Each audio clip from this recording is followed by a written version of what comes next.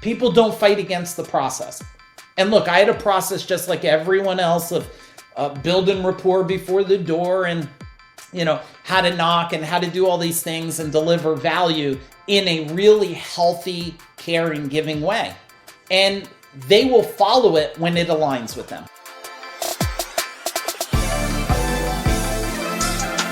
Welcome to the Waste No Day podcast, a podcast specifically for and about the home services industry as it relates to plumbing, heating, air conditioning, and electrical. More than a podcast, Waste No Day is a credo, a determination, a mindset. It is a never-ending discipline. It is a refuse to lose pursuit. It is a wake-up call every morning to waste no day. Now here's your hosts, Brian Burton and Nate Minnick.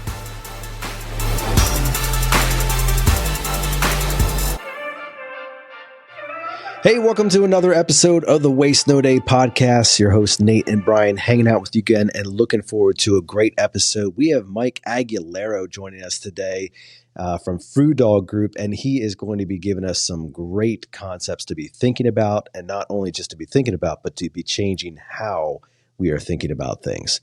And I'm looking forward to the conversation. As always, we're bringing great content for you. But before we do that, we're going to bring a little bit of great intro for you as well. And we're going to turn to Brian for our quote. Make small commitments and keep them. Be a light, not a judge. Be a model, not a critic. Be part of the solution, not part of the problem. Stephen Covey. All right. That last part there is the one that I unfortunately forget a lot of times, but is very powerful to me. Stop being the guy who points out the problems and start being the guy who points out the solutions. The one before that, like, that's so profound. Be a model, not a critic. Yeah. Like, be the good you want to see. Stop pointing out other people's bad. Like, ooh, yeah, cut me deep, Stephen Covey. From the grave, even. All right, cool. Hey, that's a great wrap for this podcast. We'll just leave it right there. All to go dwell. That's on enough quote. For you, huh? That's all you need. Yep. Yeah. I mean, that's an amazing quote. That was not where I planned on going with this episode, but just read it on a trip this weekend and was like, whew, man, Covey. We don't give enough probably props to Stephen Covey and his, most profound work. At least most. The work of his that had the biggest effect on me, and I would think most people, which was The 7 Habits of Highly Effective People. For sure. But it's an amazing work, an amazing book, and so many lives have been changed for the better as a result of that book. And this quote feels to me like something that could literally change mindsets. Anywho, where I wanted to go was I was talking to my team about this last week. And, sometimes we just get in the training room and we know what we're doing on Tuesdays. Tuesday is what we call PTSD Tuesday, which is presentation training simulation day, AKA nice. Role play Tuesday, everybody's favorite day. And oftentimes in the beginning, the first few minutes, like I'm not just walking in the room and like, let's go role play time. Like I want to have some conversations, do a little bit of training, at least a few minutes, put maybe a quote on the board and have a topic before we get going to, in a way, take our minds off of whatever was going on our way to the shop that day, or maybe what happened when we got to the shop or what happened at home before we left. Segue. Yeah. A nice segue, because we talk about our A-team squad of young guys who weren't really big producers yet, but most of whom would become big producers and leaders in the industry in some way. Brent Buckley and my brother and all these other guys that were with us. Well, we did a thing where we did kind of sit around for 5 minutes and just shoot the breeze, or talk about just something uplifting or motivating. We always did that before we transitioned right into the role play. So I do a little bit of that, and I couldn't remember who talked about it. It was either Jim Rohn, ROHN, or Brian Tracy, one of the Zig Ziglar, maybe one of the old school guys that I was listening to back in the day, talking about programming your subconscious. And this was a goal setting thing. And, the quote should have been something to do with setting goals, but I happened to read that on a I don't know if I was on a flight or what I was doing, but I read that and I'm like, oh, that's getting added into my notepad. So I type it into my notepad and I put Waste No Day quote, and it gets added to the list.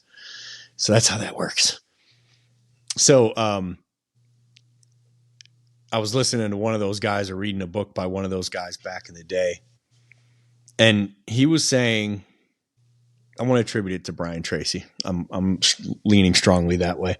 But he was saying that people tried to set goals so broadly, like in such a not really a narrowed down exact fashion, that their subconscious mind doesn't have anything to work on. Like, what do you want most? To be successful, to be free, to be happy, right? There's no exact scientific measurement there, right? There's no SMART goal, quote unquote, specific, measurable, attainable, realistic, and timely, or time bound, or however you put it. So it's not specific enough. And he was saying, when you're going to set a goal, when you're going to program your subconscious, you pretend that your subconscious is a waitress at a restaurant. And she walks up to you and asks what you want. You're not going to say food.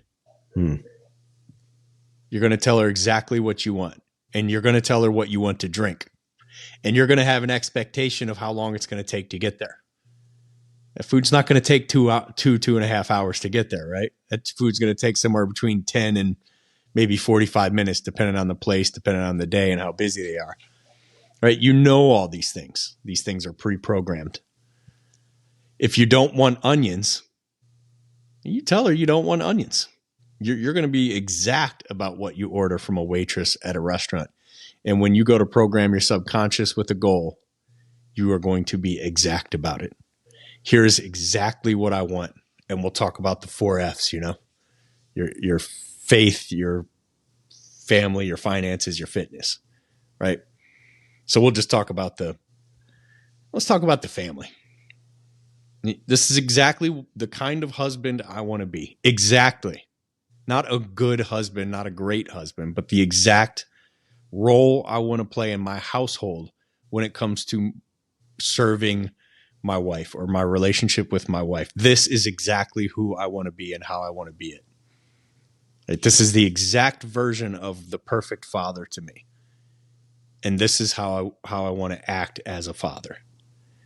And you're going to find a lot of trimming needs to be done, right? Because you come home and step on the Tonka truck and slide forward 5 feet and do the splits. Tonka truck goes into the drywall and everybody gets grounded. All the tablets and phones get locked in the safe and all the cords become mine now. This is hypothetical, right? Yes, definitely wasn't this morning. Yes, 100% hypothetical. Yeah, got it. Let me crack this safe real quick and give everybody stuff back. So your C.S. Lewis had a great quote where he was like, I forget what book, like Mere Christianity or it was the Screw Tape Letters, I think, where he was saying, no, it was Mere Christianity, sorry. Where he was saying, oh, certainly I can't be held accountable for that. I didn't have my wits about me, right? Mm-hmm. I wasn't thinking, like I just reacted.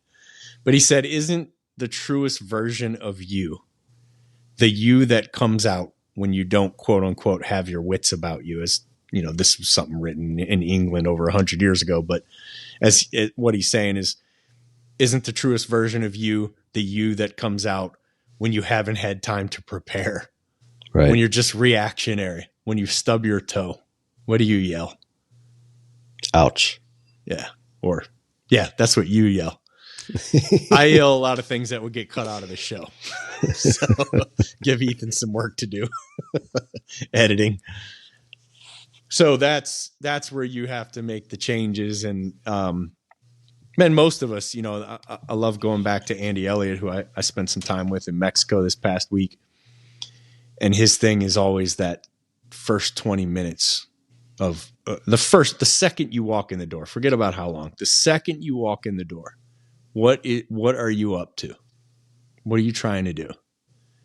And if you just, first off, you find your spouse and you shower your spouse with love and adoration, and you make your wife or husband feel like, I truly missed you, your life just got better. And then, and after that, not before it, then you turn that, what he calls special energy, to your children.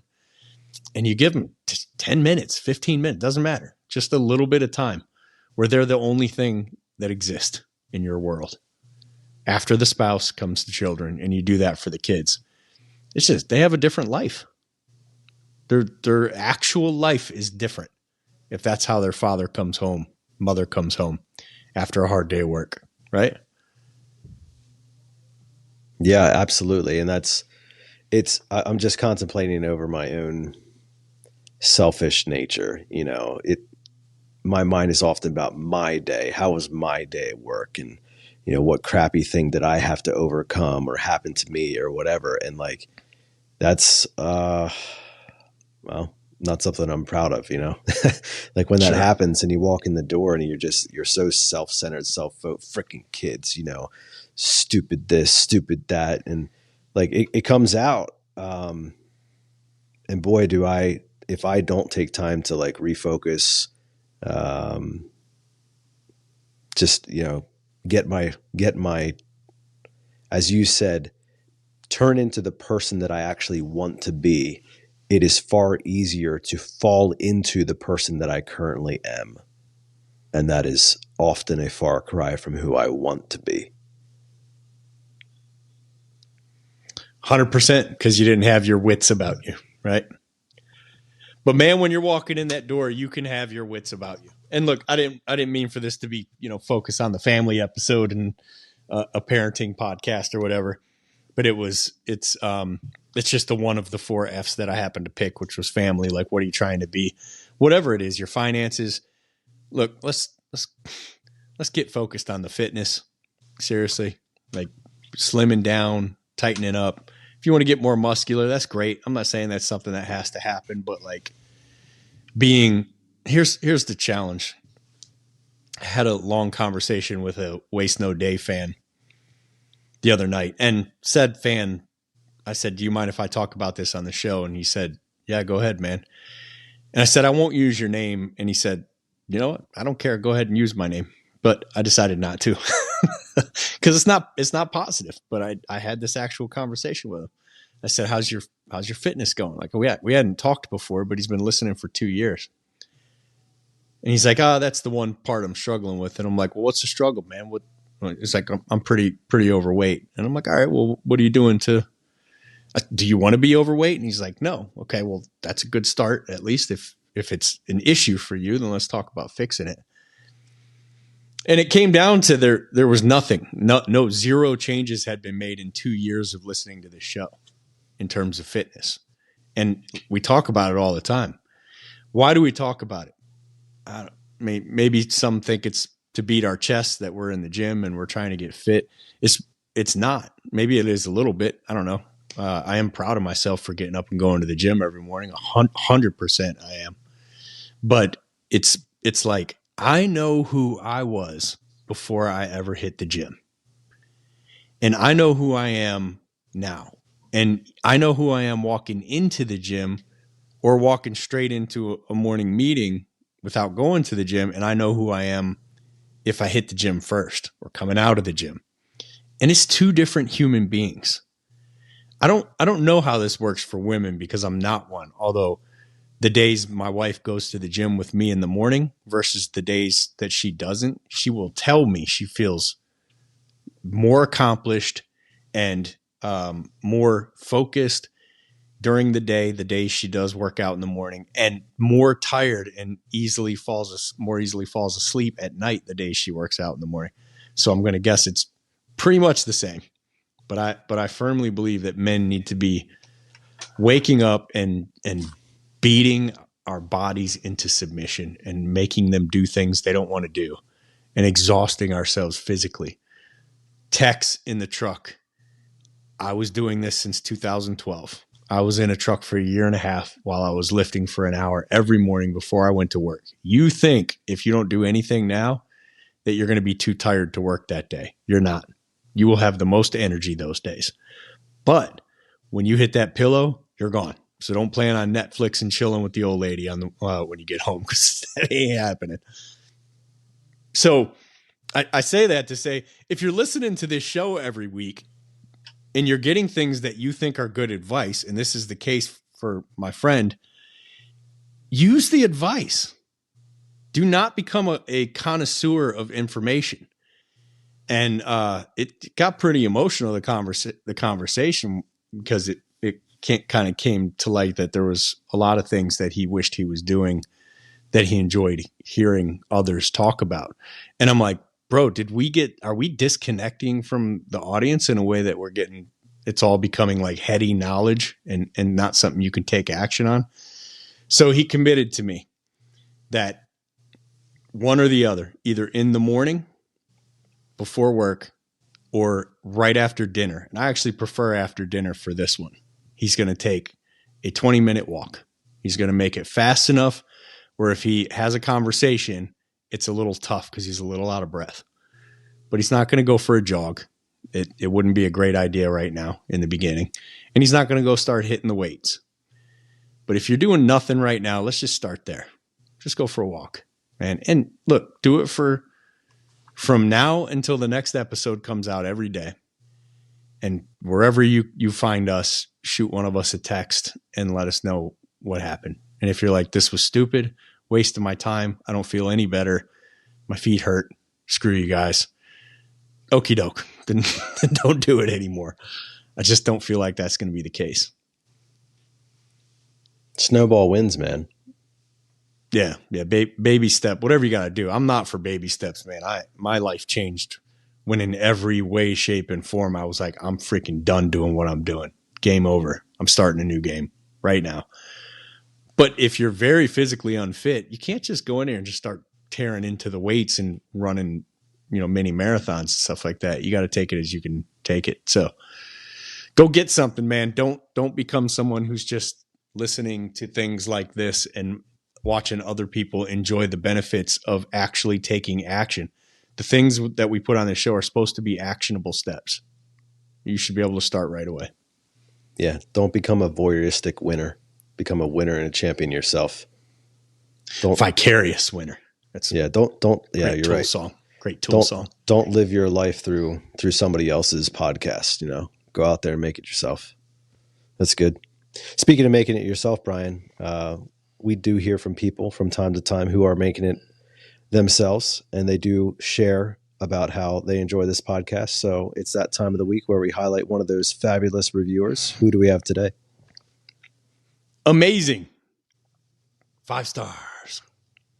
Best podcast for the trades. 1, 2, 3, 4, 5 exclamation points. Oh, wow. Nice. I'm going to try to nail this name, but it's going to be a little tricky. Ready? Sugfutig. Nailed it. Yeah.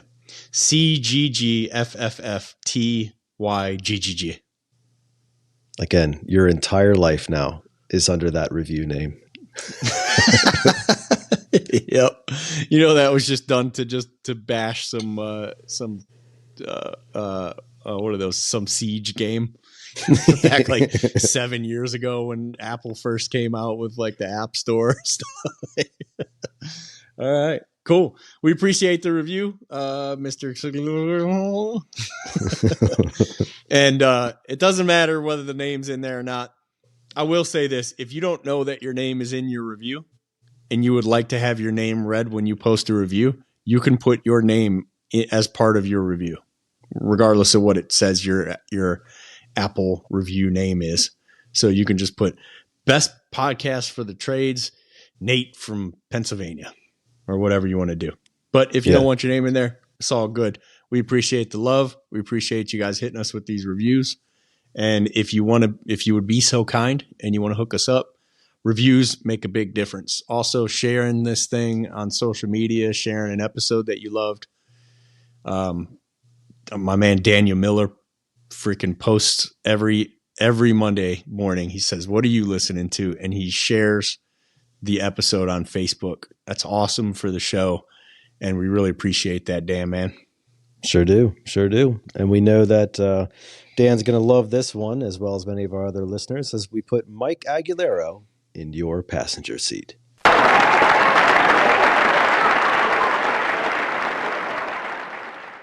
Our guest today is Mike Agugliaro. He is on a mission to impact 100 million people in 100 countries in more or less than 10 years. He runs Food Dog Group, a peak performance training company that helps people create life, business, and wealth by design. Mike is also an author of more than 21 books and has shared the stage with notable experts like Jay Abraham, the highest paid consultant on earth, and Kevin Harrington, the original shark from Shark Tank. When he's not serving the world, he's spending time with his beautiful wife, Jennifer, at their home on the Jersey Shore. Mike is also a tattoo artist and holds multi-black belts in a variety of martial arts. Looking forward to this one. Welcome to the show, Mike. Mike? Hey, excited to be here, guys. Great to have you on, buddy. We've not crossed paths previously, but I know we have a lot of mutual friends who have told me great things about you.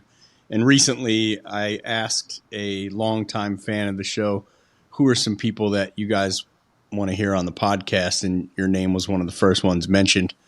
So I asked some other people about you, and everybody had great things to say. So I'm pretty excited to have you on. Yeah, I'm excited to be here. I'm glad they're saying good things about me out there. I told him you were on three-way on the call, so that helped. All right. Yeah, he wasn't looking to have a tendon removed from his arm, but we'll get into that later. Your many black belts helped the conversation, I think. Okay, good. Well, Mike, for those of our guests for those of our listeners who are not familiar with you as a guest, or those who may have heard your name but don't know your full story, we always like to understand a little bit about our guest and who you are and your background. You do have some background in the trade, so we'd love to hear a little bit about that, but you have a much more accomplished resume than Brian and I put together. So we'd love to hear, kind of your Reader's Digest edition of who you are and how you got here. Yeah. I mean, I've been on my own since I'm 15 years old. I always say I'm a survivor of a vicious divorce. I'm from an Italian family, so anybody listening is from an Italian family. My dad, one woman, just wasn't good enough for my dad. And that put me on my own at 15. And then I ended up in a vocational school to learn the trades because, there's like a conveyor belt. It's like you're built for college. And it was like me, you're either a plumber or an electrician or something. And I don't like playing with crap at all. So I decided to be an electrician because I figured, electricity is really great. Like it powers a house and it also can kill you if you do it wrong.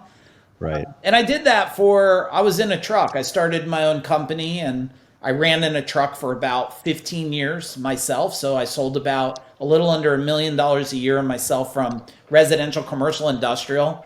And then I went on to get my electrical inspector's license and this stuff just so I could fist fight with all the inspectors out there. Because in New Jersey, they're a big pain in the butt. And, they always wanted to cause havoc on my life. So the way to fist fight is make sure you got the little badge of degree.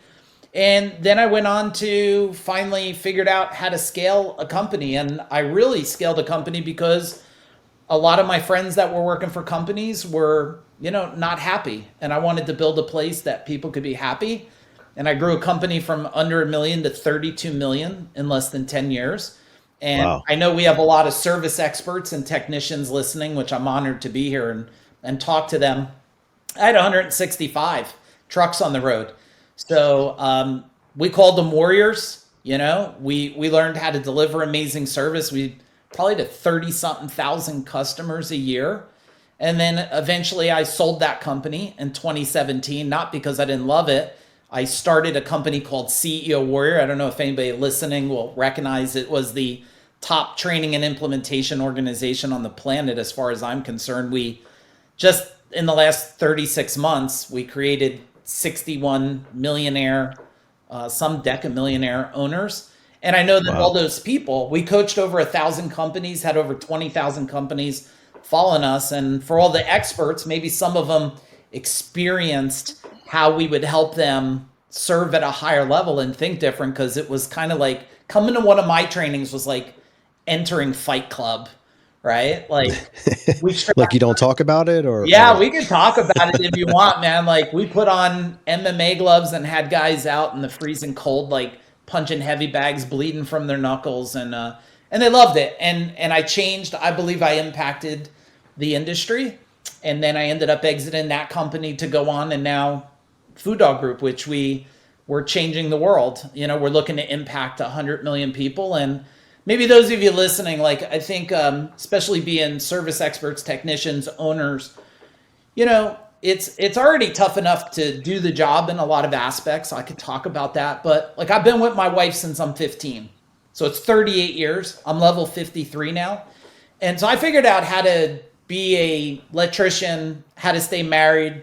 I got two amazing children. I got a 24-year-old son who pretty much makes me look like a little man next to him. He's way tougher than me, and an amazing, incredible 22-year-old daughter. So I figured out how to stay healthy, really stay alive, keep my head in the game, make a whole lot of money, and serve the world. So Oh, well, great. That's all secondary to Brian's accomplishments. I mean, he figured out how to wake up in the morning. that's good stuff. That's good. The kids do that for me, actually. I don't even do that part. Yeah. So, Mike, I So- mean, so- you dude, just admitted there, you're 53, right? So, I mean, and Brian, I'll let you cut in, but what is like your message now? You've gone through all this experience. You've been through, seen all these places, all these people, all these different trainings that you've done, conducted, and curriculums you've constructed, and all that stuff. Like, boil it down Yeah.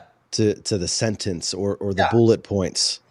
Look, it's life, business, and wealth by design versus by default, and everything comes down to mind power. I've written 21 books now, and one of my latest books, Mind Power, I believe is one of the most powerful books that I've written because I kept wondering why people would fall back into their same habits, behaviors, and patterns. And after doing this for 3 decades of looking at human behavior, I figured out that most of the world's driven by shames, guilts, and traumas. And if we redefine that mind, collapse the shame, guilts, and traumas, and get rid of that stuff, everybody can become superhuman. They don't have to try to avoid going home. They don't have to say nasty things to themselves before they go to bed. They don't have to be miserable when they wake up. And they don't have to be a slave to this, Monday through Friday and all this thinking that everybody's trying to program. So I believe it's when you understand your mind and own your mind, every single thing changes. Brian, did you want to say your comment? Yeah, I wanted to touch on, he said he found the secret to staying healthy and to all the other things he said, but then he kept going and I'm like, I like this more. So, but I wanted to ask, what is the secret? You said you're 53. Yeah. You look very fit. You look very healthy. You look like you're really enjoying life and just an overall joyful, the word happy comes to mind, but I don't love that word, but you look like you're just joyful and you enjoy yourself. And not every 53-year-old from the trades looks like that by any stretch of the imagination. And this show is designed, it's primarily for home service sales. I mean, we consider ourselves a sales training show, but it's waste no day. It's about the 4 F's we like to talk about, which is your faith, finances, family, and fitness, your spiritual side and all of your important physical things. So what are some of the ways that you not only got into doing all that, staying fit, staying healthy, staying positive, which can be the toughest part in being in the trades, but you stayed doing that for all this time. And it sounds like you didn't have a great childhood to fall back on either. Yeah. First off, I love the trades, and everybody listening to this, I root for all the men and women in the industry every single day. Like, you get rid of all the plumbers and HVAC guys and electricians. You got a really dark place. It smells really bad and it's too hot and too cold. And I climbed in the attic. So I get it like everyone else. It's not one of those walking like your dad, 20 miles in the snow. I know what cat crap smells like in crawl spaces and stuff. And, the thing that I know about as I learned through life was, and I'm sure with the name of your show, Waste No Day, is I'm really thankful before I go to bed. And before I go to bed, I just say, like, let me wake up and I'll do what I can tomorrow to change another life. A lot of people have misconceptions about me. They think like I must wake up at 4:30 in the morning and like sniff butterfly butts and like I must like eat ice cubes and stuff and meditate for 4 days. Not that I'm against all that, but like that's not me. Like I don't do, if I got up at 4:30, I'd literally vomit today. I get up at 7:30 and like I roll over and I look at Facebook, and it's funny, guys, because someone like 6 months ago, they told me, they said, Mike, it's proven that, if you don't look at social media in the morning, you'll be a lot more successful. And then I turned around and I said to him, like, hey, how successful are you? It's like, I'm struggling. I said, you should look at Facebook in the morning. Like, I sold 2 8-figure companies in the last 5 years. And I'm not bragging about it. I'm just saying, like, when I get up, I just, like, as soon as my eyes open, I smile every single morning. It doesn't matter if I went through COVID or whatever. I just smile because I'm like, man, I'm going to be able to, my beautiful wife, Jennifer, we've been together 15, like, I'm going to slap her ass, if that's okay to say. And I'm going to hug her. And like, I kiss my daughter. She's home right now. She's going to college. Like, I hug her. My son's got a big beard. I'm hugging his beard every time I'm around him. And, I lost my dad in November, and I watched him also, death does this thing to you. It reminds you to maybe consider being more passionate about life. And I watched him go through this whole process of just death. And, it was just a reminder. First off, everything I disagreed about my dad, I came to the awakening after he was gone. I had all the same things in different forms. Right. And now I talk to my dad so much more, and he's not even around. I talk to him so much more. So it's those things. And I believe, like, look, there's no substitute for just focusing. Like, and some of the people are probably going to judge me right now listening, and that's okay. Like, I don't drink any alcohol. I've never drank alcohol my whole life. I never smoked anything my whole life. I never did drugs my whole life. I haven't eaten gluten in 15 years. I never drank coffee. I haven't done caffeine in 15 years. And people like, why though? And when you're on your own at 15, like, you're either going to be a victim or a victor. And I just chose to be a warrior and prove the world wrong, that if you just focus and do different than everyone else, you're going to get a different result. And that's how I lived out. I didn't look at doing electrical work as like work. It was training for me. Like, it was mental, physical, spiritual training every day. So, Mike, I appreciate that, and we always love to have overcomers on the show because that's exciting, that's inspirational. Yeah. But I do want to understand the why. Yeah. Right. Like, there's a million other 15-year-olds out there. Yeah. Who have your story, your background, similar crap thrown at them, and for one reason or another, whether it's by default or by choice or fate, or I don't know what, they don't end up at the same place you are. And I'm not even talking about like, multimillionaire and all that stuff. I'm talking about just like happy, positive, and like living a decent life. They end up completely negative. They hate themselves. They hate the people around them. They hate their life. Why you and not somebody else? And what was it different? Like, why were you so fortunate? Well, when I took on martial arts, I believe martial arts is one of the things. Like, if people said if you could only take on one skill set that you'd give credit to your life, I would say martial arts. But why I got into martial arts is not what most people expect. I got into it because when I was young at 15 and I was going to school, I was dating this girl and there was a breakup, and next thing you know, she was dating a gang member. Not that I lived in some hardcore gang area. Next thing you know, one morning I'm getting beat up by 5 gang members, being held up against a wall and just people punching me. My whole rest of the day, my lips busted, my eyes busted. And that's how I made a commitment. So through pain, I made a commitment to never have that pain again. And I never stopped doing martial arts because I was like, that's never going to happen to me in this lifetime. Staying with my beautiful wife all these years. Look, it hasn't been butterflies and roses every year either, but we made a commitment because we're both from divorced families. Our childhood was really rocky road. And we wanted to show the world you can model. And then I would say, look, there's been so many of those things. The biggest one is when I finally had the awakening that, I was put on this earth to be able to serve other people with the land of possibility. Like if it's possible for me, like this tattooed guy, hopefully everybody listening, if you don't have tattoos, go get some, you got time. But this tattoo guy can do it, then they can do it too. But they have to be willing to break through the barriers of pain and suffering and guilt and shame. And so many of the blue collar, let's face it, the blue collar industry, most of us are brought up with hardcore parents, the deck stacked against us, and you were probably told you'll never be anything. And I don't think that's true for anybody listening here. I believe every one of you, look, I created financial freedom for my employees.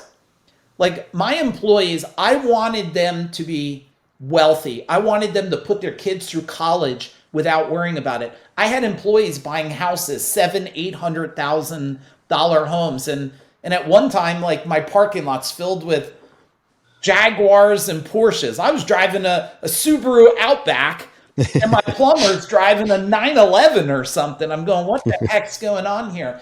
So I wanted to show them the world that like you can work for somebody and become wealthy too. Yeah, that's so valuable. And Tommy Mello refers to that as an entrepreneur, which is, really valuable. And especially in the trades, as not every place, but in many areas of the trades, it is far more valuable to actually grow up within the company and not have to worry about the liability, the headaches, the debt and everything that comes with ownership, but still be able to make 6, maybe even 7-figure incomes, which is phenomenal. Nate, you know what I wanted, guys, first? Everybody that worked for me and I hired, I said, look, once I knew who they were, if they were a mom, a dad, an aunt, an uncle, a grandparent, I said, would you be okay if working inside our company, not my company, our company, would you be okay if you became a better dad, a better mom, a stronger human? And it became an X factor for us because I focused on the human first when a lot of other people are trying to focus on the skills first. And, are you going to be able to sell? Selling was a byproduct of creating amazing humans. So when they would come in and go, I started working for Gold Medal and like, I thought I was going to get divorced. And now me and my wife are like chasing each other around the house and they're in love again. I would go, okay, that's what made us a special place. And, it's interesting today. People have a hard time recruiting people. I never had a hard time recruiting people because recruiting is not getting someone to come and work for your company. It's getting someone who wants to work for the most powerful leader on planet Earth that will fight for their livelihood and help them improve their life. And I was proud that me and my partner, Rob, that's what we did every day there. So you're wearing a shirt and the shirt says mind power is freedom, right? Yeah. Mind power is freedom. So I want to start there and kind of dig into what that means because, everybody listening to this show literally has a different mindset, because of their personality. But this show drops on a Monday, so we have that stacked against us. We have how they woke up that day. We have what happened over the weekend. We have the fight they left their house with, about the spouse, the kids that were, sleeping and they should have been getting on the bus and all these other things, especially in the in-home services industry where, it's early up and early at 'em and it's late hours and all these things. So a lot of the mindset in the trades by nature is negative. And then you have the personality and the backgrounds and everything that layers on there. So if you could narrow down, the typical mindset and talk about the average mindset is this status. Yeah. And then where do you go from there? Yeah. Well, the average mindset is everything that happened to them before the age of 15. They were bullied, they were beaten up, their parents said they're useless, get off depending on the age, the new people, it's get off the video games. The old ones were stop, getting into trouble.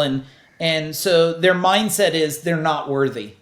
They don't deserve more than this. I mean, I was on a job one time wiring a swimming pool and I asked the customer, hey, could I get a glass of water? And the customer said, yeah, the spigot's around the side of the house. And in that moment, I said, I can't believe this is how we're treated. Now, people listening, do not judge me. It's a long time ago. I did pee on that spigot. I just want to be clear. I am as human as anybody else. So please don't put me on a pedestal. On the opposite side, it's not about mindset. People have it all wrong. You see, if you break down the term, my dad was a mason. And when you pour concrete, it sets. And when things set, it can't be broken. It's still. See, mindset, I believe people, it's all about your mindset, is keeping people stuck. It's about mind growth. It's all about mind growth. That's the only reason why people would listen to this. They're showing up. Well, one, maybe they just want pity, like, oh, they feel bad for me, which they won't get from me. I have no small violin playing nothing for them except power and strength. On the mind growth side, it's about, hey, how do I want to shift? How do I want to change? How do I want to prove? I mean, when I was 15, I made a decision, prove the world wrong. Now, I don't know who the world was back then, but I felt everybody was the world. And look, one of my breakthroughs, you were asking like shifting moments. When my son was born, and maybe a lot of the service experts and people out there can relate, I went home and my wife was in the hospital that night. And Brian, I put together one of these gliding rocking chairs, maybe you guys did, where, my wife could glide and breastfeed and stuff. I remember putting this thing together and sitting in that chair alone in the dark and starting to cry and just saying to myself, I just had tears. I said, I'm going to be like my dad. I'm never going to be around. I'll work really, really hard, but I'm going to miss everything. And that's when I made another decision, like, wait a second, my children, I have to be the very best model that I could be for them. If I'm a complainer, they'll complain. I just did a training the other night and I said, how many of you had parents that yelled and how many of you yell at your own children? And guilty. Yeah, everybody's hands go up. And I'm like, hey, that's okay. But what if you said a minute, is there a different way to do it? Is that like my dad used to snap his belt, right? He never hit me with the belt, but man, when he would snap that thing, man, I would run. And I would say, okay, fear doesn't have to be the breeding of respect. It could be communication that breeds respect and understanding. So now I look at my son. My son's 24. He's one of the top mindset and business scalability coaches in the world today. He's helped a couple companies and people become decamillionaires. He's 24 years old. Why? I just keep modeling the best I can. I'm not perfect by no means, but I am doing it. Just like I hope everybody listening says, hey, your kids are watching you. Your grandkids are watching you. Everybody's watching you. So you said it's not about mindset, it's about mind growth. And if we stick with the concrete analogy there, what are some of the typical mindsets that you find people in? You mentioned earlier about unworthy is a big one. What else do you see people set in their ways in their mind? Yeah, this is all I can be. I'm just a plumber. I'm just an electrician. I'm just a tradesperson. When you go back, my partner and I years ago used to talk about this. If you went back 50, 60, 70 years, you were a plumber, electrician, HVAC guy, you were like hailed upon. You were the magic person who saved the day. But in a lot of people's mind, they have this comparison effect, right? Like, and especially since maybe a lot of them in relationships, their mind are poisoned. Their wife says what? You're never home. You're out too late. You work too much. And in the meantime, I don't have the car I want. I don't have the house I want. And the kids don't have the clothes they want. And we can't ever seem to go on a vacation. Maybe some people are nodding their head while listening to this. And this is what's running through their mind every day. And anything, you know what a mantra is? A mantra is anything you repeat over and over enough, it becomes your belief system. If you say, I'm a loser, I'm a loser, I'm a loser, I'm a loser, your mind will only believe you're a loser. If you say, I'm a champion, a champion, a champion, you're going to start to become a champion. So people are playing over and over their belief systems of what someone else told them is true about them. So, Mike, I appreciate what you're saying, and I do feel there's value in that. But, pushing back on you and saying, okay, man, you're telling me that if I wake up every morning, I just say like, I'm a winner. I'm going to go win today. that magically I'm going to become a winner? It won't be magically, but over time you will become a winner because you will reprogram and think different. It's scientifically proven. If you say you're a loser, you're going to go in deeper in debt, have more problems, you're going to be less successful. If you program your mind with, look, if you woke up every day and said, money is abundantly everywhere. I'll share a real example. I was complaining many years ago, probably 20 years ago, Nate, I couldn't hire anybody. There's no good people. They all rob from you. They're all on drugs. There's no good people. They all rob from you. They're all on drugs. 20 years ago. And I hired a coach, and the coach says, what makes you think, telling your brain that every day, you would even be able to see a good person if they showed up? How about this? Why don't you say there's amazing people everywhere? I just don't see them yet. Now, I will tell you, to God's truth or whatever God you believe in, I say to myself, they're everywhere, I don't see them. 4 hours later, I end up getting a call. 6 hours later, I hire a guy. From struggling for like a year to find anybody to 6 hours later from that finding somebody. Because whatever you tell your mind over and over, it will create. Okay, so again, back to the concrete analogy, what is set is very difficult to grow because there's no growth in concrete. Once it's set, there's no growing without breaking it up and repouring again.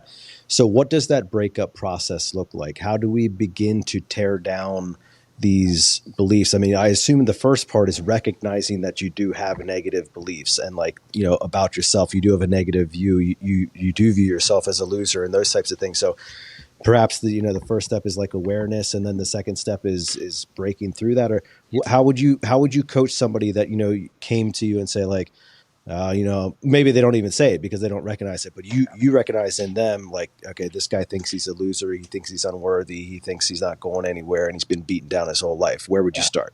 Yeah, everybody listening, if they find an experience in time, doesn't matter if it's a divorce, a lawsuit, they lost a leg, it doesn't matter. And what happens is if they live in that pain, Nate, and suffering, what happens is their suffering is fighting against a fantasy they had. They had a fantasy that life would be one way, but it's this way. Take any single experience and find as many upsides as downsides until it's 100% neutral. And that human will be free from that belief system of suffering forever. Long as they get it to the point. I could find, and I shared the beginning of this, my dad's passing. I can find as many upsides to my dad passing as downsides.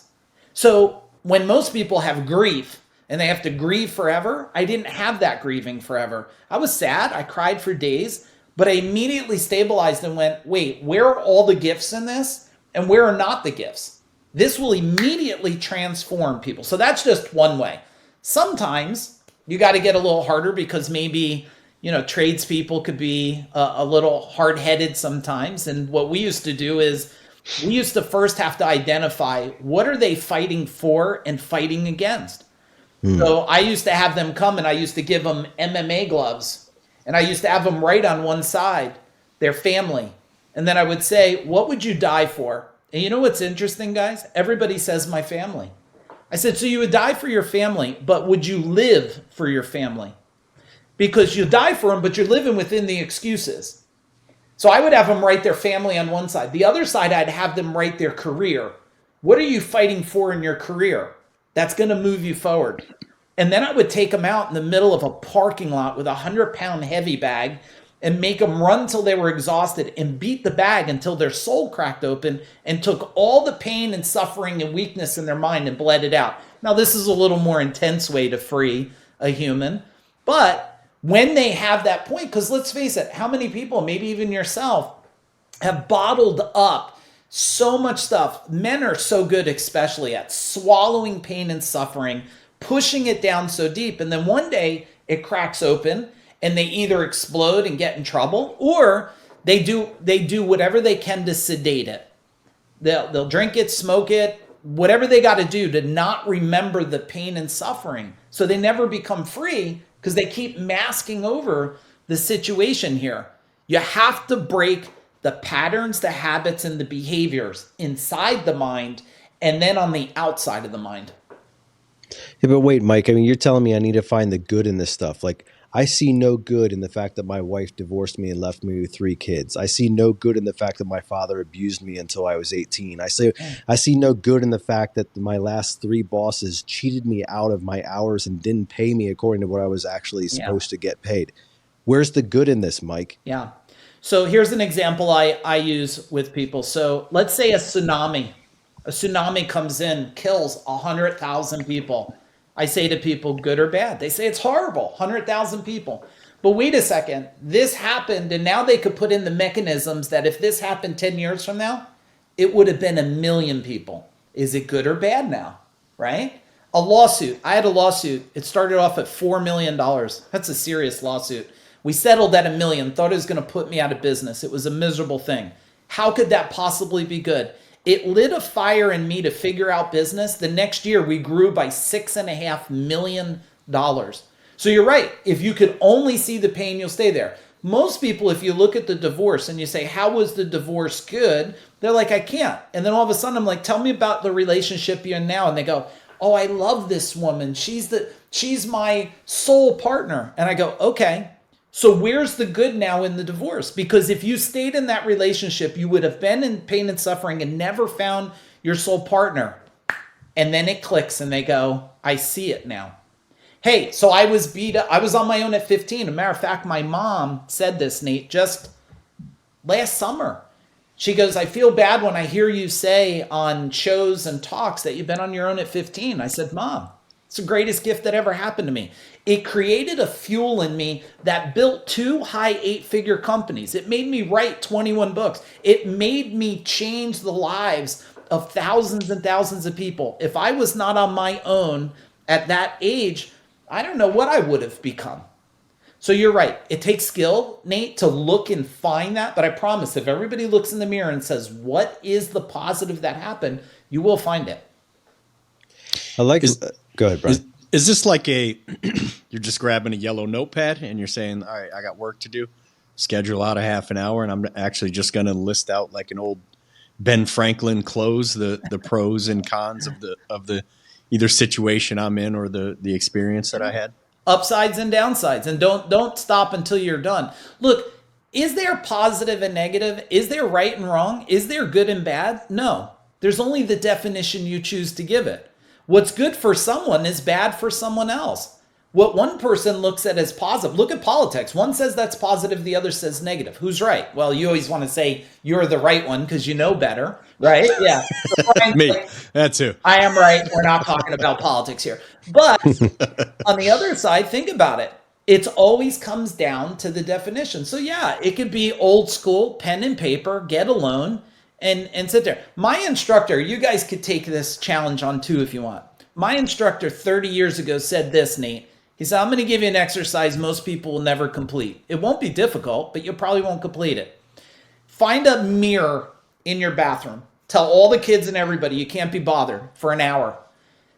Lower the lights and stare at yourself in the mirror for 20 minutes straight. Don't look away. And come back and let me know what happens. I couldn't believe what happened. In 20 minutes, I cried. I was angry. I almost broke the mirror. I went back. The next training, he looked at me. He goes, you stared in the mirror. What happened? He goes, did you break it? I said, I was close to breaking the mirror. I almost ripped the sink out of the bathroom. He said, what'd you find? I said, I found every part of me. The happy parts, the sad parts, the angry parts, the frustrating parts. And as I found them, I kept going back and looking at myself and saying, who do you want to be now? Who do you want? And I kept saying, not angry, not mad. I didn't want to hate the world no more. And then shifting started to happen. Simple exercise, but I challenge everybody to take it on and then find me on social media and either send me a smile face or a middle finger. Either one, I'll be happy. I'm okay with either one. I love all of you listening anyway. Well, Mike, you said something earlier about on you would get these guys gloves, and on one you'd put what they were willing to die for, and on the other you put what they'd be willing to live for. And man, I think that's profound stuff right there, because you're right. It's so easy to die for something. I mean, we don't think about it in those terms, but it's so easy to say like, well, of course I'd die for my wife, of course I'd die for my children, but it's so hard to live for them. Yeah. It's so hard to live in that victory, man. I was just listening to a podcast the other day, and he had a rough go of things, and he was like a cowboy, like literally like a cowboy. He would do the rodeo circuit and all this stuff, and like, he got married, he had kids, and then that fell apart and all that stuff. And he talked about how it was so easy for him to run away rather than to stay. Of course. Like, it was easier for him to be on the road and do all these things that most people would say, wow, that's a really hard life. Yeah. But it wasn't for him. It was easy because he was choosing to run rather than to engage. And that's kind of what I'm hearing you say. Like, when you say it's a lot easier to die for something than it is to live for something, because living takes effort, energy, consistency, and longevity. And those are things that we are challenged with. Yeah. Relationships are easy to run away from. Yeah. I'm with my wife 38 years.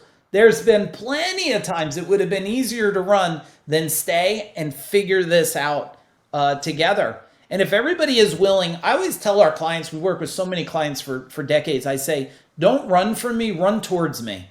Let me help you see the side that you may not see. When you go back to the programming, Brian, you got to ask yourself, like, did you guys ever, like, at dinner table say something and go, oh my God, I sound like my dad? Or, your wife says, you say, you sound like your mom, right? And then I go like this. Every thought you have, just think about this a minute. Whose thought is it? Is it your thought, your dad's thought, your mom's thought, the neighbor's thought, the ex-wife's thought? Like, whose thought is it? And do you still want to have that thought? If you don't want to have that thought, change the thought. And as I started to evaluate a lot of these, I was like, hey, this thought that my dad had, I don't want to have that thought. My dad said money doesn't grow on trees. He used to tell me two things. Money doesn't grow on trees, and shut the darn lights off because he doesn't own the utility company. And I went to him one day, Nate, and I said to him, I was probably maybe 30 years old. I said, Dad, I got to tell you something. You told me two things. One you were wrong about and one you were right about. So my dad, big Italian guy, Italian family, he said, yeah, well, what did I tell you was wrong? I said, you said money doesn't grow on trees. I said, but I'm doing $20 million. And if I had orange trees, lemon trees, and apple trees, I could pick them right off and sell it for money. And he said something to me. He said, son, I only told you what my dad taught me and his dad taught him. And it clicked for me. I was like, wow, how many other people are just carrying belief systems generation to generation? So then he turned around and he said, okay, you told me what I was wrong about. Real good. What was I right about? I said, you said you didn't own the utility company, and you still don't own the utility company, right? And I became like my dad telling my kids, shut the lights. What do you think? I own the utility company? So a lot of times we have all these programmed truths that if we just take a moment and say, do I still want that to be true? Are relationships hard? No, things aren't difficult. They're different. And if you could just take on that one thing, wait, is this a difficult situation or just different? To create any level of success, no matter what you're on here, and everything we're talking about, just so you guys know, like, I've done over 500 million in sales between all our service experts, companies I own. I understand the same thing. The customer feels the same thing from you. If you're unhappy, that customer you'll feel unhappy with, right? If you're whole, that customer feels whole the minute you walk in the door. How you show up. Now, I'm not talking about a fake smile. Like, if you love your wife, when you go in there and you're delivering value to someone, they're going to get you love your wife. When you talk about your wife, they're going to feel that. So many people are trying to do, sales today with trickery. Like, I have to try to camouflage the name of stuff, and I have to use magic words and throw fairy dust in your face. I never had to do that. I had to make people amazing and let amazing people go visit other amazing people. Done. Not harder than that. And that's why you're talking about, so it's not about mindset, it's about mind growth, right? So it's not only allowing yourself, but encouraging yourself to evolve and grow in your mind in terms of what you think, how you think, who is creating those thoughts within you, where those thoughts have come from. That's the growth part that you're talking about. And man, is that hitting home in terms of, like, how many original thoughts do we actually have? Right. Or are we just a conglomeration of years and years of recordings and tapings and everything else that everybody has put upon us. And not all of them are bad, of course, not at all. Yeah. But some of them need to be selected and eliminated and repurposed. Yeah. I bet if you did a poll of every listener you had and you said 1 to 10, 10 being they have a lot of experience with personal growth and 1 being no personal growth, training, understanding at all, I bet you have very, very low numbers. Because people, when they bring people in to a culture, right, which culture's another thing, like people don't even understand culture. They think of culture like it's the employee and feed them popcorn and cut their hair and they call that culture. And I'm like, that's the lowest level of understanding culture there is. Like, you know, you have employee culture, you have management culture, you have family culture, you have community culture, you have your church as a culture, your vendor partners are a culture. Like culture is a byproduct of many cultures together. And I found out like so many people, they're trying to teach them skills with no personal growth. Now, I didn't guess at this, guys. I spent $45,000 one time to bring in trainers to come and train my people. And they improved about 1%. Some of them improved and got a big bump and then poof, they collapsed. And by looking at this, I said, we can't keep paying for training and then people reset. And then I built this thing. I don't know if you guys ever experienced it. I built a thing called the 9 pillars. And part of the 9 pillars was there's mindset, skill set, and action set. And I said that people cannot learn high-level new skills with the same level of thinking. And they can't take massive action with a jacked up mindset that they can't improve the skills. So if you go to the mind first, the skills become second nature. It is the 80-20 rule on there. All right, so let's put that into a practical realm. Yeah. You know, we have a lot of plumbers, electricians, and HVAC guys listening to us, and, you know, I'm sure some of them are saying, well, wait a minute. Like, you're telling me I can't learn more about refrigerant, I can't learn more about how to do a drain line or a 240 service or all these things without working on myself? What does that even look like? What does that look like for a trades professional to improve on the mind side before they improve on the skill side? What does that even look like? Yeah. 20 years ago, 25 years ago, they used to tell me to become a master electrician, it takes 10 years. You know, you have to go through the loops and stuff. And I created a master electrician in 18 months. And nobody could figure out how I could get. Now today, with, oh my goodness, with the technology, you put on VR goggles, it tells you what to do, how to do. Eventually, you'll just be able to hire a monkey, put a set of glasses on it, because it will tell them what to do. But back then, you know what I did? I said, the first thing I got to do is evolve this guy, how he's going to think and how he's going to believe. Do you believe you can be a master electrician in 18 months? Yes, I believe.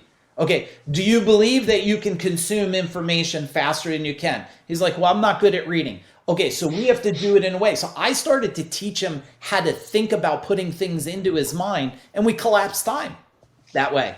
So no, people can still learn the new codes about refrigerant, but I don't know about the listeners here. As they start hitting, I always call it level, not age, because I feel like as people level up, my mom was like, oh, I'm 80 years old, and she's like ready. She's got a shovel in her hand. I'm like, Mom, you're level 80.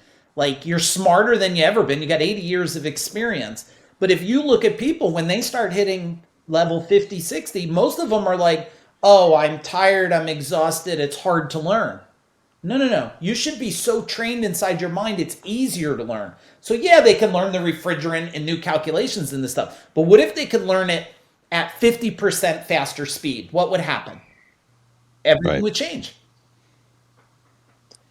Now, Mike, I'm sure over your vast experiences, you've come across some people, as I have as well, who they say things like, I totally believe I could do that. You know, I absolutely could sell this many dollars, or I absolutely could learn this new skill or whatever.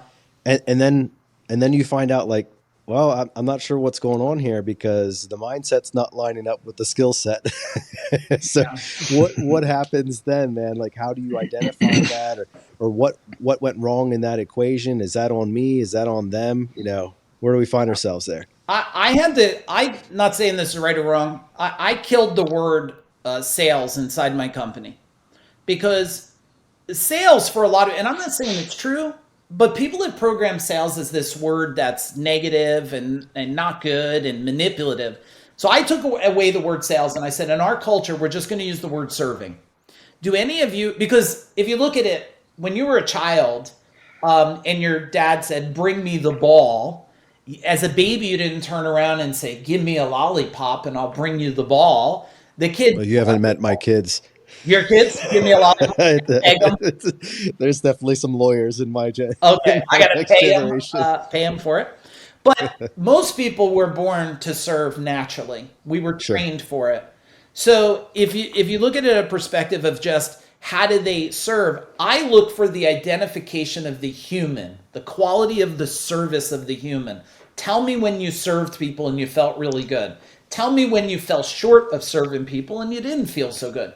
As soon as I identify that, I don't have to beg them, because look, with having 200 employees, you can imagine through my career, I've probably been through 800 before I figured it out. So I had all of them that said, oh, I'm the top diggity dog and I'll come in here and I'll create magic and unicorns follow me around and stuff, right? And then in a month, you're like, you got every complaint and you got Better Business Bureau reviews and stuff and people hunt you down. Well, I just go back and say, let's look at their values. And everybody's got all these tests and disc profiles, and I'm not saying they're good or bad, but I'm going to tell you what, I just look at the human values, and if the values line up right, I take the values and put it into the process, and boom, it's easy from there. Okay, so I want to push into that a little bit because, we do have owners that listen to the show and you're speaking at this from an owner, but if I'm a frontline technician, if I'm an employee right now, how do I answer your question about values? Like, what values am I supposed to have to succeed in life? Is there a recipe that I can follow to make sure the cake turns out right? Or does somebody have to tell me that? Yeah. One of my team members, I identify his value is he wants to serve his children with college without pain and suffering. That's a value. His value was education for his family. So I said, could I teach you the process to align with getting you to your value? And I said, here's what we do. We knock on the door and do this because this is how it's going to serve your value. We call before we get there and say this. Like one time I created this process. It was called the pre-rapport formula, because so many gurus for 100 years were telling me, knock on the door and build rapport. And I said, but that's not how my dad did it when I was a kid. You see, when my dad, I used to go on jobs with him, he would sell masonry. He would call the customer and say, hey, I'm coming over. You want decaf or non-decaf coffee? And I'm bringing a walnut Danish ring with me, right? And I would tell my dad, we know these people. He'd say, son, we do business over coffee and walnut Danish ring, right? So I said to myself, when I thought back to this, I said, wait a minute. Building rapport when you get to the door is stupid. Build rapport before you get there. So I teach my team. I say, when you're on the way to the customer's house, call them up and say, hey, this is who I am. I'm on my way. And I'm going to grab myself a cup of coffee. Love to bring you something. If it's okay with you, I'm going to get a Boston cream donut. What do you want? And if they say, oh, no, good, you go, I'll get a sugar-free donut for you. And so when they show up, rapport was already built. Now, someone said to me, hey, the guy said, can you bring me dog food? I said, get the guy dog food then. He brings dog food to the guy, little bag, $15 dog food. He sells a $25,000 system. Not because it's a strategy. It's a beautiful way to be as a human, saying, like my dad, we're going to do business and know each other. And if you look at this, for everybody out there thinking, I'll give you one more real quick. And this is how service experts out there can just be not different because they have to, different because you want to. A lot of service guys, and I don't know, maybe I'm talking out of turn. I believe a lot of them don't love people. I think they used to love people, but people have beat them. Look, I've been in a truck. When someone tells me get a drink from the hose, I don't leave that day and go, I love the human race. I go there and I say, what are you kidding me? I'd love to throat chop you and break your arm or something, right? And you could. This is unreal. Why don't you go drink out of I would never, being an Italian family, I'd never tell anybody drink from a hose. You come to my house, I'm shoving things in your mouth to eat, just like my grandmother did, right? So if you have people that can just, in the field, just think a little bit different and say, hey, don't do the process because you have to. Do it because it matches up with your value of learning or growing or serving your family, or you want to be financially free someday. If you connect those dots, people don't fight against the process. And look, I had a process just like everyone else of building rapport before the door, and how to knock and how to do all these things and deliver value in a really healthy, caring, giving way. And they will follow it when it aligns with them. Okay, so I love the concept, and I love the alignment of the service with basically Simon Sinek's, like, what is the why, right? That's what you're establishing. What is the why? I want to send my kids through college, or I want to buy my daughter a car, or I want my wife to go on this amazing vacation. So we have family memories. You're understanding that why, and then you're putting it in alignment. Let's say though that I actually don't like humans. Yeah. And Brian's gonna fact check me there. Yeah. Brian? Is Brian No? not Okay. human? Nate's not a huge fan of the human race. Yeah, that's cool. Okay, so let's say that I'm a technician and I don't like humans. Yeah. And you say, okay, well, you don't have to like humans, but you still have to serve them because that's what we're trying to align with this great family vacation that you're trying to do. Yeah. Doesn't that make me disingenuous? Like, because I have to serve humans, and that's what this trade is about, I have to serve humans. Yeah. Isn't that sort of like using them as a means to an end? Is that too calloused, or is that, how do you work around that? If you don't like humans, have someone else sell the job and you just go to be the worker. Don't communicate with humans. There's always an opportunity to align with your values. Look, I tried to take a really good skilled guy, and he just could not communicate value to a client. Most people would say, you can't sell anything, get out of here. But this guy was skilled. He was amazing. Matter of fact, he was a skilled electrician. And since I had the license, I was getting all the questions. I said, you know what? You're not good at communicating, but you're really good at solving problems. Everybody that has an electrical problem, I want them to call you first, and then you call me. If you don't know it, I'll teach you. This guy saved my life because he gave me back my life. So there's always a way to, and I'll give you one more story around that. But first on the why, because everybody knows the concept of why. You know what a lot of people don't talk about? It's not about my why. It's about aligning my why with my buddy's why and his why. So I had 11 people in my company, and my general manager said, leave them alone. They're amazing. They're already doing $600,000-$700,000 a year. Leave them alone. I said, but these guys could be $1 million service experts easily. I said, I'll tell you what, let me take them. I'm going to work with them 1 hour a week, all 11 of them. I'm going to call it the $1 Million Club. I get in there and I do on week 1 a simple process. Tell me your why and tell him how you can help him get his why. So we go through all 11, and now all 11 know what everyone's fighting for. All of a sudden, conversion goes up, sales go up. Why? Because people are always willing to fight for someone else's win than their own. It's the servant mentality there. So all of a sudden, we had less than a year, $11 million service experts, guys going out fixing stuff, doing $1 million plus a year. Now, let's go back to the other thing you were sharing. They don't like humans. I got this other person. It's all about looking at the skill problem. This other person, let me ask you guys, if someone was late every single day, what would you do to that person? What would you do to him? I mean, they go on a performance improvement plan, and if they still kept breaking the plan, they would probably be let go. Yeah, 4 steps of improvement, right? Give them a verbal written, then give them a written, then give them 3 weeks off to hang out, or a week off with their wife, see if they like spending a week with their wife, and then 4th time, go find another home. Okay, right. So I have a guy, he's late every single day. I don't do that. I say to myself, how would everybody think, and how could I think different? I said, you're late every day. How do we avoid this? He says, let me come in at 11. I said, okay. What time would you work till? He goes, I'll work till 9, 10, whatever. I said, okay, problem solved. Most people would have fired him. I bring him at 11. He works for me 9 years. And everyone loves him because at 6 o'clock, he's taking the plumbing call. Everyone else is going home.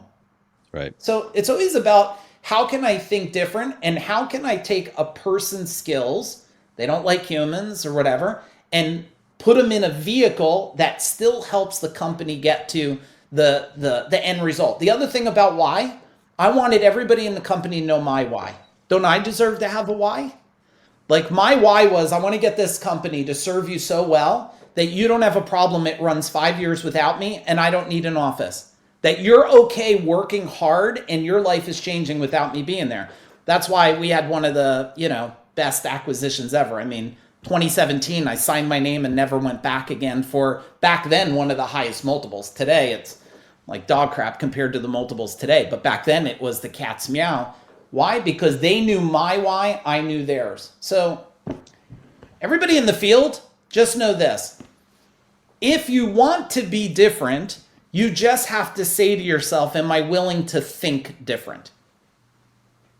Man, I love that. I love that concept, like the Millionaires Club or whatever the name was that you had for it. And like, you're right. There's something about that team mentality where when you understand what somebody else is pulling for, like on an emotional level, and you're like, you know what? Mike's trying to put his daughter through college. Brian, he's trying to send his mom, his mom to the spa. Like, yeah. I'm trying to buy my son his first car. Like, you get on that emotional level, and I don't even have to like you guys that much, but I want you and your family to succeed. I generally want good things for you, and like I want you to be able to experience those things with your family. And so, all right, I will help you out. That sounds so good. Nate, everybody wants to play for a winning team. Yeah. You know what happens in this meeting? Blows my mind. So we're going around the circle doing the second part. And this guy says to me, he turns around to the group and he goes, hey, I didn't know if I'd share it or not. And I'm a little embarrassed, but I want to share it with you guys. I go to therapy 2 times a week to help me with my mind. So I'm caught off guard. So I go like this. So you think you're the only one in this group in therapy. And all of a sudden I say, who's in therapy? 70% of the hands go up. Wow. And then it clicked for me. We have a problem here, Nassau. We have something to solve. I have team members that are hurting so deep on the inside that they need help. And how can I play a part in this? So I went to them and said, hey, okay, if you're in therapy, and I've had therapy through my own life. I'm like, if you're in it or not, it doesn't matter. How can I serve you to help you be better for you? And they said, well, I think like this. And I said, okay, if I brought you a new way of thinking, would we try it? And if it worked, would you come back and tell me it worked? And if it was horrible, would you come back and tell me it's horrible? And they go, yes. And in 1 hour a week, in multiple weeks, I turn these guys into superhuman. Now, the second, third, fourth meeting, they're coming in. They could barely sit down. They're banging their chest. They're fist bumping each other. Your kid's going to college. I'm getting you in a new house. And I'm sitting there. I got chills talking about it going, now this is what life's about right here. And now they're out there in the warehouse throwing this little ball in this little basket at 7 o'clock. And I'm saying, what are you doing here? Go home to your family. And they're saying, hey, Mike, we're not on the clock. We're just hanging out with our brothers here. Yeah. And eventually I had to throw them out because I said, yeah, they're your brothers, but your wife's home waiting to be picked up and waiting for you to go home. And I said, don't go home and sit in that chair and click on that TV and fall asleep. Because when you come, your wife tells me, oh, he comes home at 7 o'clock and falls asleep like a baby. I said, we're going to have a different meeting tomorrow. You go home and you tell your wife, I got it. Superman's here. The effing Hulk just showed up. Go take a break. I'll wipe the kid's butt. I'll get them to sleep. Like, so sometimes, especially where a lot of men industry, men just got to step up and start really being men here and go, I'm here. Let me handle everything, Amen to that, man. And watch how the women respond. Oh, they love it. Oh yeah, they will. They will not be they'll put their feet up and just let you handle everything and complain and get lazy. It's just not how they respond to strong men.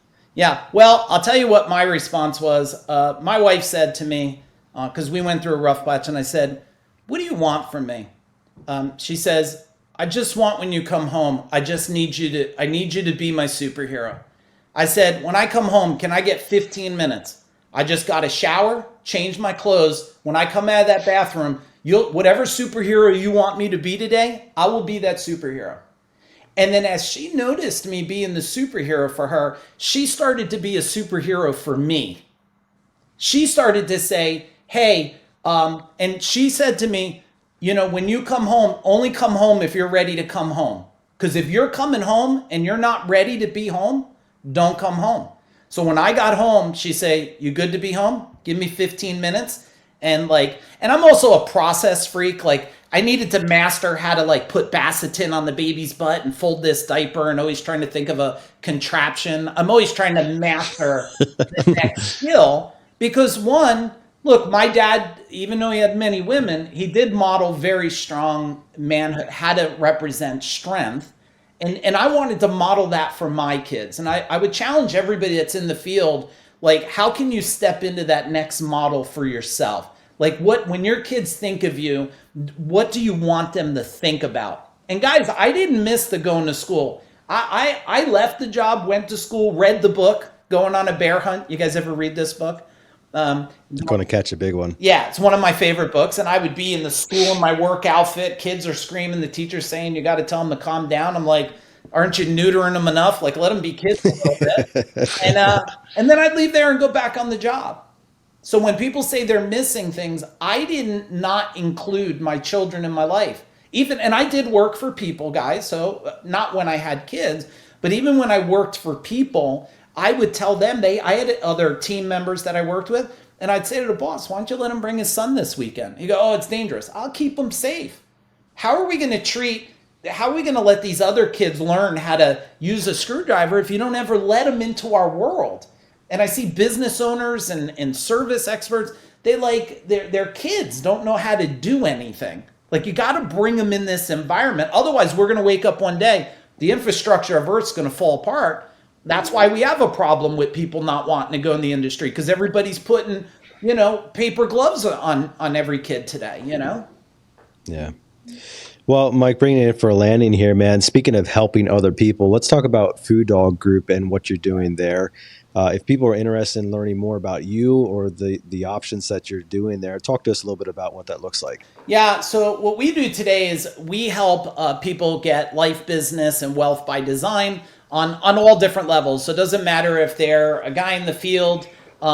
We help people optimize their thinking, optimize their life, and pretty much make them superhuman.